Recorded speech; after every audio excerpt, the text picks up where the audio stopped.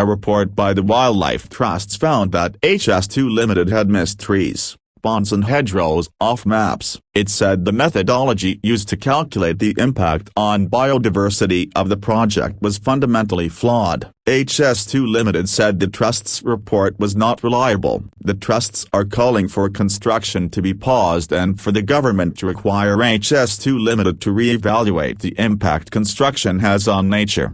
The Wildlife Trust said their investigation took a year to complete. In addition to the catalogue of errors when assessing the pre-existing nature, this audit found that HS2 Limited's metric, its accounting tool for assessing impacts on nature, is untested, out of date and fundamentally flawed, they said.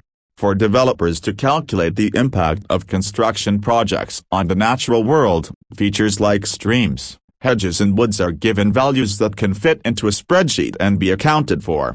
The Trust's report said that mature hedgerows which provide berries, shelter and nesting places for wildlife had been given a lower nature value than the new hedgerows that HS2 Limited would plant. It said some watercourses, ponds and trees had been missed out of the data. Using HS2 Limited's data where possible, the report found that Phase 1, which covers 140 miles of track between London and the West Midlands, would cause almost 8 times more nature loss than accounted for by HS2 Limited's calculations.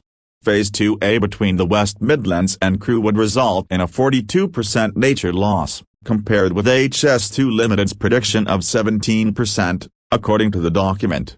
Dr. Rachel Giles from Cheshire Wildlife Trust and author of the report, said she had been shocked by the errors and discrepancies that their audit revealed.